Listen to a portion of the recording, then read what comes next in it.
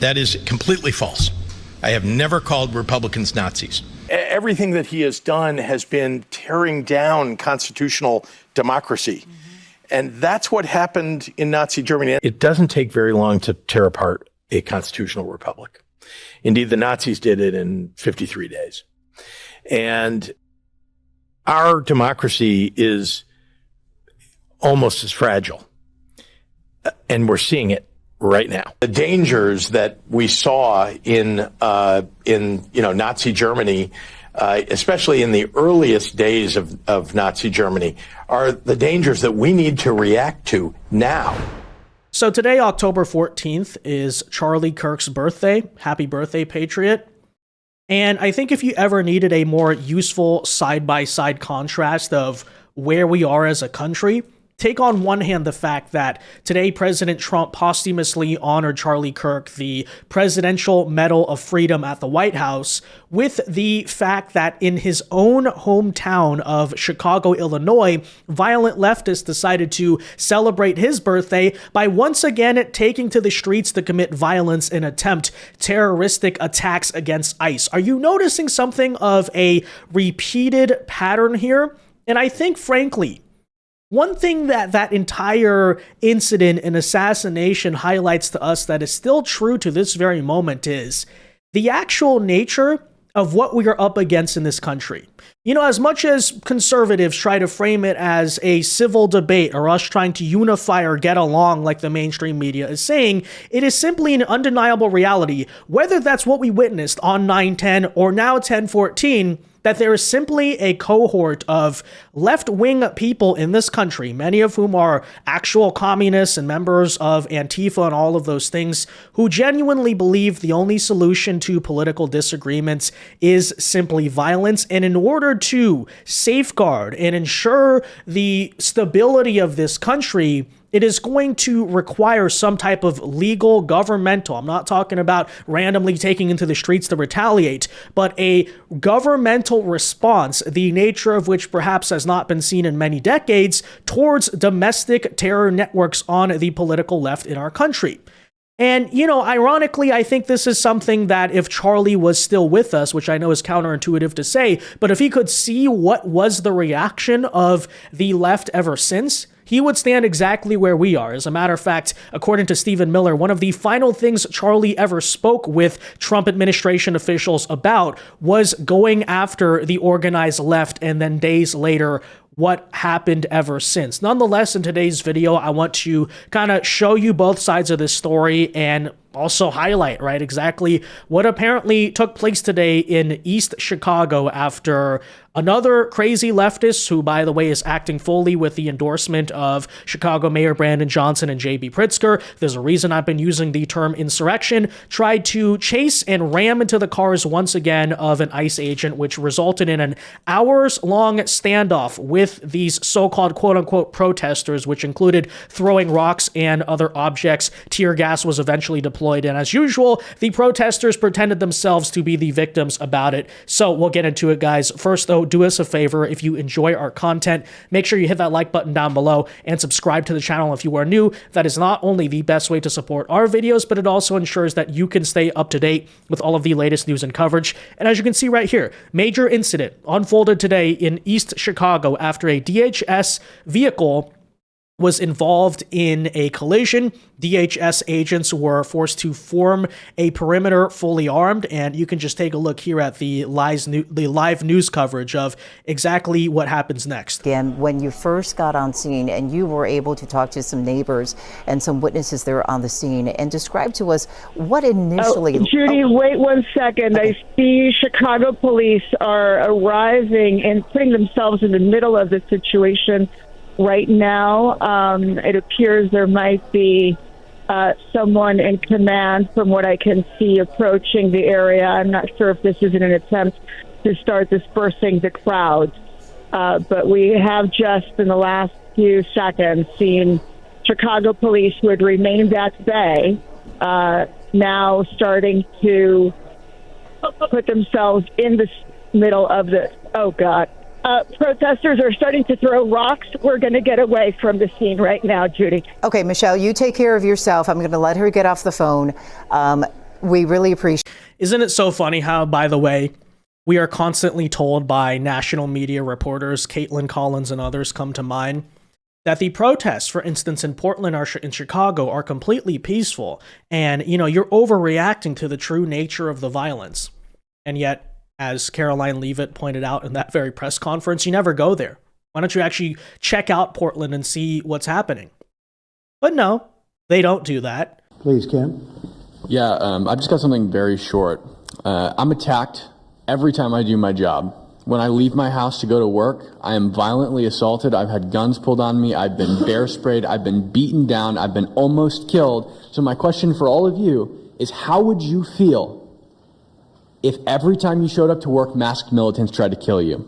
Because that's how we feel. That's our lived reality. And you guys go and tell us that we're liars, the riots aren't that bad, right? I've never seen any of you guys on the ground. In fact, I've never seen anybody representing the companies you work for on the ground. You guys come to us for interviews that never get published. Stop saying we're lying. We're not. We risk our lives every day to do the job that you guys are too afraid to do. What network would you say is the worst, if I could ask? Oh man, that's a real tight spot. Honestly, it's a simple question. Well, there's a lot of people in this pool, and I would say I'm not talking about Fox. I'm not talking about Newsmax or any outlet that resembles them. So I'll let you guys put the pieces together on who I'm exactly talking about. Who would you say? Which network? MSNBC for sure. Oh, they're terrible. I agree. They're CNN, probably close. Yeah. Yeah, I'd rate it that way. Yeah. And then when an actual mainstream media reporter, in this case even a local one, is on the ground, what does she have to admit? Oh, I have to run. I have to flee the scene for my own safety because it's dangerous, which I have no inherent problem with. Okay, at least she's showing up to actually do the job of reporting, but it is to point out, right? No, the situation on the ground is actually dangerous, and this is not an anomaly. This is not an isolated incident. Ladies and gentlemen, this happens all the freaking time. And here's just another example of that. So I'm just saying. To get to a safe place. So what you're watching, what you continue to watch, is exactly what Michelle has been describing. This, again, at the intersection 105th and Avenue N. Last Michelle said as protesters started throwing rocks, and you can see that that's their First Amendment right. Is some chemical being deployed right there. At this intersection. Just prior to this, you did see what appeared to be Chicago police officers and some commanders there trying to have some type of a dialogue with the protesters there at the intersection. It would seem that they were trying to disperse the crowd and maybe. Oh, but as usual, people realize you cannot have dialogue with insane, crazy leftists, right? Very ironic thing to talk about on Charlie Kirk's birthday. Understanding what happened there when you try to have dialogue with these people. Just a thought. And look, I mean that sincerely. I know some people are going to say, well, you're saying we shouldn't try to win the battle of ideas. No, obviously, you have to try to win hearts and minds. It's just worth noting that in some cases, there is no point in even debating or talking to these people other than to demonstrate those who are maybe normal but not political, like how crazy and insane they actually are. Okay? And there's another example of it, Usher them off the street so that the agents could possibly move their vehicles. And it was at that point that Michelle noticed that protesters started throwing rocks, and this is the end result. Earlier, we had heard that there were pepper balls being sprayed into the crowd because someone had thrown eggs, or some neighbors had thrown something at the agents. And now reports of rocks being thrown, and that was coming from Michelle, a reporter right there on the ground. She has now gotten off the phone with us. They're trying to get to a safer place, of course, but we can continue to watch this picture. Fortunately, with Chopper 7 up in the air, we can still continue to monitor what is happening here. Again, if a rock is a deadly weapon, by the way. You can absolutely take someone's life with a rock. But of course, we're going to see claims from national media and Democrat activists that these were peaceful protests. As usual, I'm sure they'll just take the clip of the tear gas getting sprayed and say, look, they're tear gassing peaceful protests, without showing what happened before, because that is actually a very common and long-time historical Marxist strategy at these protests. You go down the rabbit hole that goes back several decades. Okay, it turns out even some of the protests you were taught about being peaceful in school really were not all that much, and I think you can see the types of games that they play. But anyways, if you're wondering, the context context behind this entire scene, we did allude to earlier that indeed a DHS agent's vehicle was involved in a car accident. Now, it probably begs the question, so the car crashed and then a bunch of crazy, violent mobs of protesters started to surround them. That probably is exactly what you're thinking, right? Which is that, as we've seen in the city of Chicago for many weeks now, this is an ongoing trend. You have these violent leftists who try to ram into ICE vehicles, box them in. There was an incident a couple weeks ago where it had to end in a shooting because the person was armed, and that's why they're trying to ambush the ICE agents. And we later got the confirmation, indeed, from the same local news outlet that it turns out that is exactly what happened here. Someone tried to ram into an ICE vehicle, then the ICE vehicle rammed into them, and then it turns out it was a setup because all of a sudden, out of nowhere, basically the whole neighborhood, if they're even the locals here, show up to create a standoff and confrontation with ICE agents, which, by the way, I'm sure was totally organic. I'm sure that totally was not planned behind the scenes, but take a listen. A cloud of tear gas enveloped residents and Chicago police officers just after 12:35 this afternoon, the culmination of a tense 2-hour standoff between dozens of immigration enforcement agents and people in the neighborhood. The impasse began shortly after Border Patrol agents riding in this white Expedition crashed into a red SUV. Surveillance video shows they had been chasing the red vehicle in circles around the neighborhood for around 30 minutes before the accident happened, right at the corner of Avenue N and 105th Street. So I went outside and I just see all of ICE on the floor, with the guy. Then everybody just started coming out. Uber driver Eliseo Uribe was driving home when he tells us in Spanish, "The white SUV nearly hit me. I thought they were fighting, but I never imagined they were ICE." A Homeland Security statement today saying they were chasing the driver of the red SUV after he rammed them first, adding that once the vehicle was stopped, the suspects, who are both illegal aliens, attempted to flee on foot. As Border Patrol arrested the subjects and attempted to secure the scene, a crowd began to form. Well, I understand the situation is tense, but I genuinely would like to know, among that crowd, how many of them in this neighborhood are also illegal aliens? Because isn't that whole story just so telling? I mean, on one hand, this is far from the first example we've seen of crazy people in cars either ramming ICE agents or trying to chase them down the streets. As a matter of fact, I'm not sure. I might have even seen that same red car in a prior video because this stuff is so common. But of course, right, when ICE gets him back and arrests these people, and these people are obviously not just illegal aliens, but clearly violent, insane criminal ones given their behavior. I don't even care what the background or criminal history is. Look what they just did, right?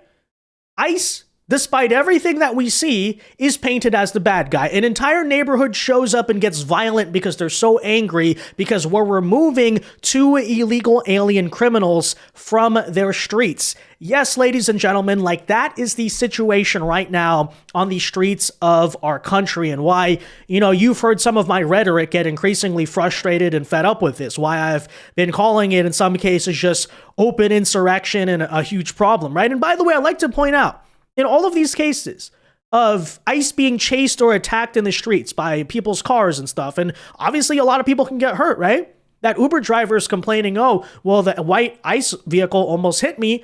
I mean, yeah, because when violent leftists are chasing people at high speeds and breaking traffic laws through the streets, yes, a lot of innocent civilians can get hurt. Where are the Chicago police? They've just sat by and allowed basically all of this to happen. And only when the situation is way out of hand, and as we heard from the news, only hours after it's already been going on, do the police finally show up. Notice how there's absolutely no preemptive action to address why are situations like this happening in the first place. Well, it is of course because of the fact, yes, that, ladies and gentlemen, the Democrat politicians in that state, whether it's Brandon Johnson or J.B. Pritzker, are openly endorsing the violence against ICE through the means of so-called protest and resistance. And here was Pritzker recently doing that yet again. Now even talking about how he wants to get the state government involved to back these protesters themselves, threatening to prosecute law enforcement for enforcing the law and actually arresting illegal aliens. Take a listen for yourself. The tables will turn someday. These people should recognize that maybe they're not going to get prosecuted today, although we're looking at doing that, but they may get prosecuted after the Trump administration for the things that they did because the statute of limitations won't have run. That is right. According to the anarcho-tyranny insurrectionist Democrat Party, in their eyes, removing violent, criminal, illegal aliens from their communities is such a high offense and a crime. Not only is Pritzker going to turn a blind eye and fully endorse violence against ICE agents, but he's even saying he might use the state government in whatever way I think you can do that, which you really can't because you don't have federal jurisdiction. But hey, if Democrats win back the White House, no, even federal legal prosecution. He wants to put the ICE agents in jail because literally it is a high crime to the Democrat Party to try to make this country safer and enforce its own immigration law, right? That is at the point where these people, of course, are. And as a result, it's not getting any better. It was further announced today, again on Charlie Kirk's birthday, that South American cartels, we covered this story before with the Latin Kings leader, but it turns out there's way more examples, are indeed working with left-wing NGOs surrounding Brandon Johnson and J.B. Pritzker's Chicago kind of governmental and nonprofit infrastructure to, of course, place hits on ICE agents and high-level federal officials. Isn't that such a surprise, by the way? The Democrat Party is, of course, forming an unholy trinity, first of all, with the crazy Antifa terrorists, right? I've explained that many times, but again, the Democrats claim they're separate from the militant communists in the streets, but there's a reason why they're always running cover for each other and constantly protecting each other. But now you have a third component to it, who is, of course, the Latin American cartels, who we've seen in many cases, by the way, for years, Democrats run cover for, whether that's, of course, opening the border to allow them to make record amounts of money on drug and human trafficking, or, attacking Trump for calling MS-13 animals back in the day, or, of course, this right here, right? You can see, of course, this is what the Democrat Party is all about. These are their supporters. Drug cartels and violent Antifa communist terrorists in the streets. I don't say that to exaggerate. I say that because it is true and completely accurate. Anyways, take a listen. Top of a new hour here as we approach it. Breaking right now, as we just mentioned, narco-terrorists in Mexico are reportedly working in coordination with domestic extremist groups to place bounties worth thousands of dollars on the heads of federal immigration officers in Chicago.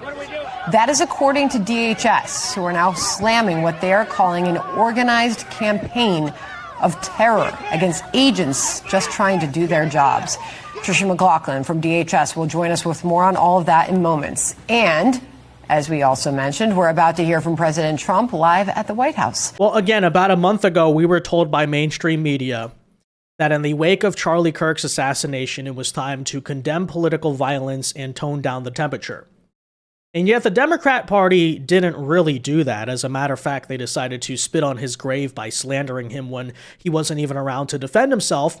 And of course, like a week later, their supporters are already back in the streets committing domestic terrorism. And here you go, it's getting actually the situation is escalating, right?